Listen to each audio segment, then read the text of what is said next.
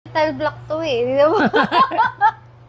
Ako na nga lang kayo Hindi kasi ako sanay sa mga, sa mga ganito eh. Actually, kung ano, di ba podcast, yung mga gusto ko talaga i-content eh. Pangalawa pa lang to sa, kung sakaling magiging matino. Magiging matinong Hindi okay lang yan. Kasi sa una lang talaga yung ano. Pero, ano yan, mapapractice yan. Pag marami ka na talaga. Ayun. Ano-ano yung mga, di ba, nagka-work kayo ni Shirley. Ano-ano yung mga naging work mo before? Before SK, ako di ba sa, SK ka? sa SK, sa Korean sige. company. So, guys, ganito yan. Yun, sige. Ganito yan. Sige.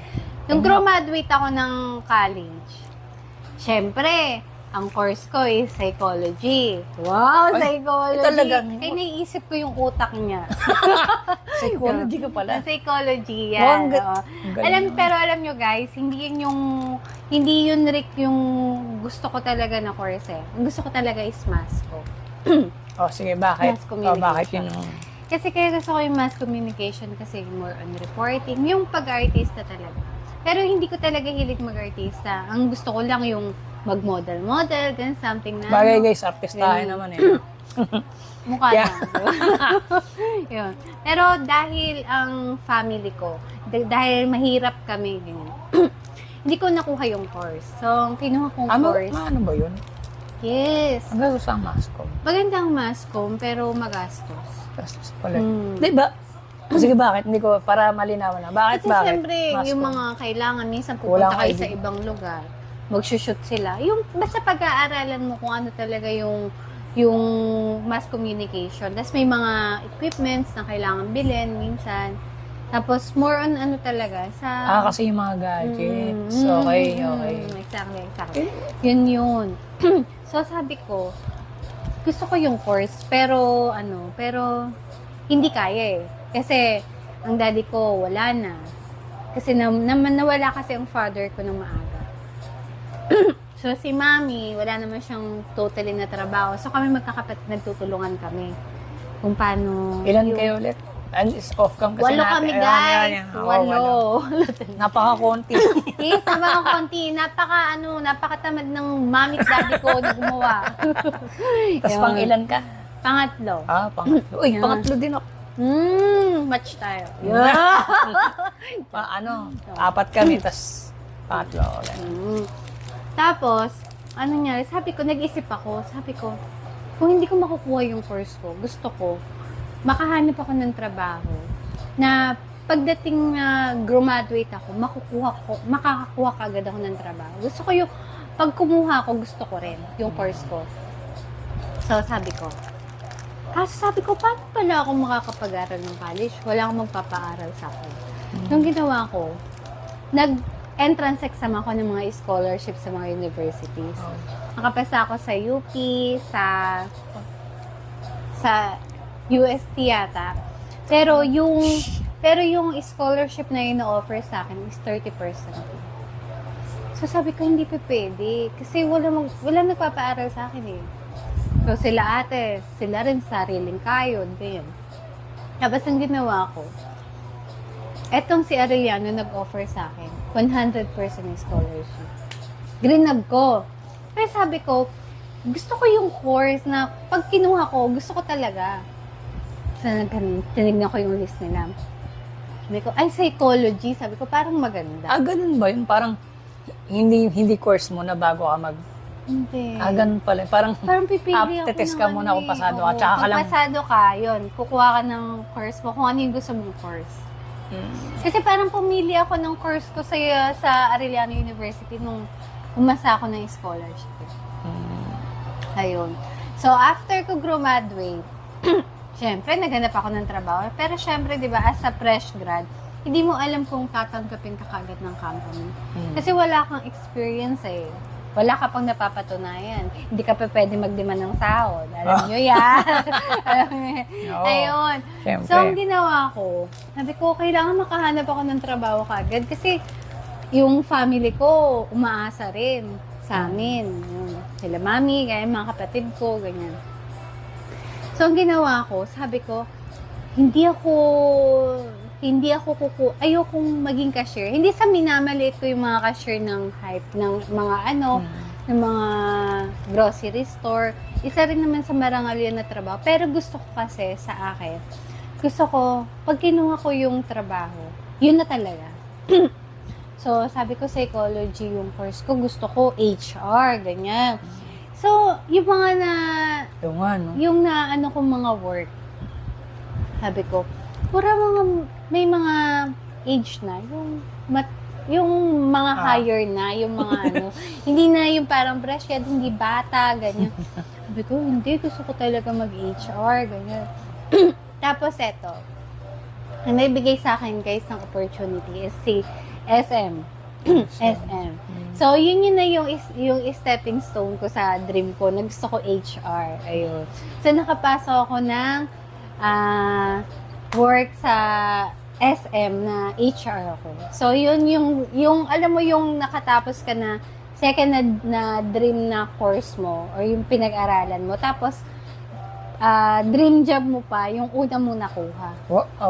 Yun, HR, yun. Hanggang nga, nung So, yun, naging HR ako. Siguro, matagal-tagal din yun. Pero sabi ko, parang, gusto ko, parang may hinahanap ka. Kasi kapag nag-work ka kasi, minsan parang hindi ka na, parang paulit-ulit yung lang yung trabaho. Nagsawa ako. So, after, gano'n katagal HR? parang 2 years din. So, first job mo yun? Oo, yun Ganda. talaga. So, pero chinaga ko yun kasi bago ko nakuha yung course na yun, parang 4 months or 7 months akong naghanap talaga ng trabaho. Kasi yung iba yung na-offer sa akin, hindi dun sa course ko eh. So, parang hindi. Sabi ko, gusto kong mag-i-HR. Tapos naranasan ko, guys, nag-a-apply ako yung maalisan ako ng takong. Naglalakad ako. Naranasan ko rin yan. Naranasan ko yun. Tapos, yung alam mo yung wala kang payong na ulanan ka. Grabe talaga yun. Grabe. Oo, grabe yun. Tapos yun, tapos nag-pure gold ako. So, HR din ako. Tapos, meron, anong company yun? Basta maliit lang na company. So, parang naging lang ako, HR advisor. So, sa bahay lang yung work ko. Tapos, napunta na ako dun sa company nung kaibigan namin, ni Charlene. Wait lang, gano'n katagal naging HR, advisor? Ni Human Resource, siguro mga siguro mga nasa na rin, 7 or 8 years. Ang tagal mo pala. Ayun. Galing na. Galing na. Yes, yun lang. Tapos SK. Bakit ka naman napunta ng SK? Sa SK, Susuyurin natin yung buhay. Talaga? nalakayan ako sa offer kasi before yung sahod ko, siguro mga lumaki lang ng mga 20% doon sa sahod. Wait lang, anong work mo doon? HR din. HR din. Oo. Puro pala HR, no? Yes, kasi yun talaga yung dream job ko. Hindi ka, so talaga hindi mo, HR talaga target mo, so kahit, wait lang. Saka, ang gusto ko kasi sa HR, kasi mahilig kasi talkative ako, pero hindi halata. Kasi pag hindi kita feel, hindi talaga kita kakausapin, yung talaga. Pero, kaya gusto ko talaga HR kasi more on resources. Ang tao kasi kapag HR ka, in and out. Ikaw mag-hard, ikaw magpapakilala, ikaw magti-training. Tapos, pag magre-resign sila, ikaw din, sa'yo rin yung last touch. Tapos, alam mo yung nalalaman mo yung... fire yata, kayo rin, no? Pag hire and fire. Hire and fire. Hire and fire. Ayun. Pero HR kasi, hindi lang totally na hire and fire. Kasi minsan kasi, yung counseling sa mga employees. So, isa yun. Isa yun sa gusto ko. Tapos, marami rin akong learnings na nakukuha kasi sa mga nai-interview ko. Yung life nila, nalalaman ko, gano'n. Tapos yung mga issue, ayun. Siyempre, pag HR ka, hindi ka pa pwede na madaldal. So, pero ako madaldal ako, pero pag yung internal na hindi. Ayun. Kaya kong mag-cover up. Parang pero medyo nakaka-overwhelm. Parang yung mga lahat ng storya nila. Oo. Na yung mga absorb issue. Tapos issue pa. Yung mga kabit-kabit, yung char. Ayun, as in lahat. Ayun, kaya nagustuhan ko talaga yung HR na work. At, ano bang tao dito? Wala ba yung time na kanyari, di ba HR gusto mo nun? Wala ba yung time na parang, may mataas na offer pero hindi HR? May time ba na gano'n? Yung malaki sahod kaysa sa HR. Tapos, may ano bang gano'n? Kasi inisip ko kung may nagkataong gano'n, kakagatin mo ba yon or hindi? Yun. Depende siguro sa company. Kasi, ako minsan, ewan ko kasi pero hindi, ako open naman ako. Kung gano'n naman na may offer, tapos alam ko na mag-grow ako, why not? Okay. Na-experience ko rin yung ibang job. Basta, kaya open naman ako. Basta matas. Mas matas, o kahit hindi. Saka kung maganda yung company. Kasi alam mo, sa isang company, kahit na napakalaki ng offer sa'yo, ng sinasahod mo, kung yung environment mo hindi healthy, Gets. hindi ka rin magtatagal eh. Oo. Ang toxic ng gano'n. Yes. Kahit sabihin mo, taas na sahod. Wala rin yun. Oo, kasi minsan kahit gaano kalaki yung sahod mo, kung yung environment mo hindi healthy, parang hindi rin good. Yun nga, kinuha mo, pero hindi ka naman, hindi okay. Yung nag-grow ka nga, pero may mga taong galit sa'yo, hindi healthy yung environment mo, parang hindi ka rin magkakaroon. Oo, yun na yun. Pero may mga taong yung mga ganun, nakakaya nila for the sake ng money talaga. Kasi parang wala na silang ibang masyadong option. Patigasan na lang talaga. Parang pera-pera na lang kasi kailangan nila gano'n. No? Kasi minsan kaya nila. nagtatagal kasi ang isang employee. Kahit na maliit ang sahod, kung healthy environment. Oo, tama. Pero kung hindi, depende sa'yo kung gaano katibay yung loob mo. Sikmura mo, no? Ayun. Kaya nga. Bakit feel mo ba yun? Pero magandang tanong nga. Magandang tanong nga yun. Parang may isang tanong din ako dito na yun nga, kung saan ka pupunta? Sa work na gusto mo? O sige, sabihin natin maganda rin yung environment. Pero saktuhan na yung sahod. Average lang. O dun sa isang work na hindi mo naman gusto. Basta hindi mo siya gusto. O sige, hindi mo naman sa ayaw, pero basta hindi mo siya gusto. Pero, mataas sahod. Yun. Anong kapapili? Pero malamang alam ko na yung sagot mo eh. Siyempre, doon ka sa ano, diba? Kaka-explain mo lang. Yes. Pero maganda nga. Pero sometimes kasi minsan nakakapag-adjust ka rin. Pero average lang sahod mo Okay lang. Akin okay. Inari minimum. Minimum? Parang hindi na makakabuhay ng pamilya yun. Binaba ng Hindi na makakabuhay ng pamilya yun. Binaba. Gusto mong papiliin yun sa kabila. Marami ako na yung mga experience ng mga na-hard ko, gano'n. Ayun. Parang minimum, parang di nga. Wala lang. Pero kaya, yun kasi, pag minsan kasi pag gusto mag-resign kasi ng employee, tapos sa akin. Ano? Pag may gustong mag-resign ng employee, dahil, syempre, toxic yung supervisor niya, ganyan. Yung alam mong gumigive up na siya. Minsan sinasabi ko, why not na baka hindi ka pa nakakapag-adjust. Minsan kasi, hindi mo pa pwede sabihin na, uy, sige, mag-resign ka na, gano'n. Kasi as an HR, binibigyan ko sila ng courage na saka yung worry nila. Kasi, minsan may mga supervisor na, alam mo yun, bakit ganyan yung hinarin mo, ganyan. Tapos may mga something kasi minsan hindi nakakapag-adjust yung employee dun sa supervisor. Minsan, gusto mo na ba mag-resign, ganyan. Why not na itry mo pa, ganyan. Minsan siguro, kailangan ng communication yung supervisor para magkaintindihan kayo. Pero pag yung tao talaga na yun, or yung employee na yun, gusto niya talaga mag-resign, hindi mo naman pwedeng ipilit. Na, sige, mag-stay ka lang dyan. Pero as an HR, may hirap sa akin yun. Nilalatag mo lang yung mga, pwede niyang, Saka kasi kapag, kami rin nahihirapan na maghanap. Kasi, syempre, na-hard mo na yung tao. Pinaliwanag mo na lahat. Pag ganun, Siyempre, mahirap pag yung kunwari, ka-hard mo lang, tapos gusto na mag-resign, kami ulit mahihirapan. Mahirap din yung trabaho ng HR Oo. talaga. Tapos lalo na kapag may mga, mahirap sa HR yung kapag may hearing. Ah, Yung hearing, yung mga reklamo ng employee sa DOLE. Ay, Kasi kami humaharap. na-experience mo Oo naman. naman. Talaga, sige nga, kwentuhan mo. Parang maganda yan. Oo, Maganda yan. Yung kunwari, bagay ito yung sahod, gano'n. Talaga, may mga Oo, umabot may talaga sa mga dole. employee na, na ang dami nilang reklamo talaga.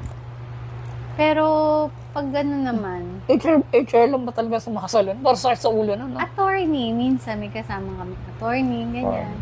Harap ka. Pero pag ano yun, minsan hindi naman pinapaabot na ng minsan sa DOLE, doon na kami nagkakaayos. Kung ano yung demand ng employee. Kung may mali sa amin, syempre, i-solve na namin. Kasi pag umano dun sa pinaka-hearing, sa pinaka-court, yun ang mahirap. Kasi syempre, yung oras mo, yung time mo, yung pamasahe mo, yung alam mo yung pagod mo. Oo. So, minsan, kung kami nasa tama, syempre, papanigan kami ng department. Pero pag hindi, syempre yung employee. Pero wala pa naman na nangyayaring incidents na gano'n, na humahantong sa court. Siguro sa DOLE, sa office. Galing nga. Ayun. Dami ko natutunan dito, ah. Nakakamiss mag-HR. Parang maganda nga. Masarap din talaga kausap yung mga HR, eh. Oo. Pagka, syempre. Sila yung safekeeper. Oo. Ayun. Ay, wait lang. Sige lang. Stop yung sounds natin. May stop ba? Oo.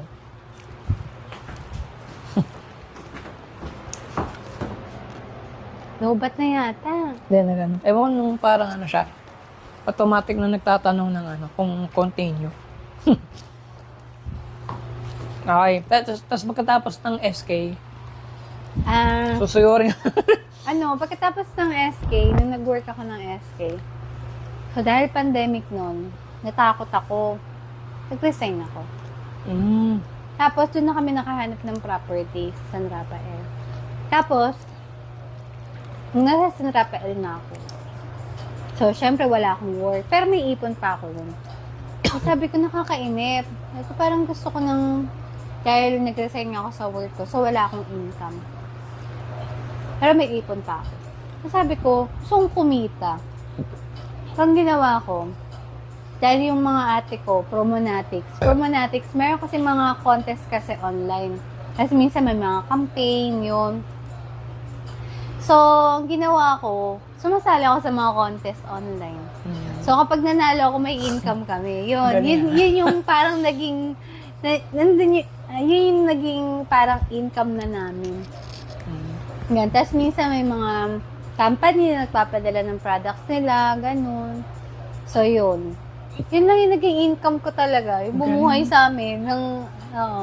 Bumuhay sa amin. Ayun. Galing ko. Hindi ka na naisip. Tapos, nag-business ako. Ayun. Yun yung shawarma. Yung shawarma. Oo.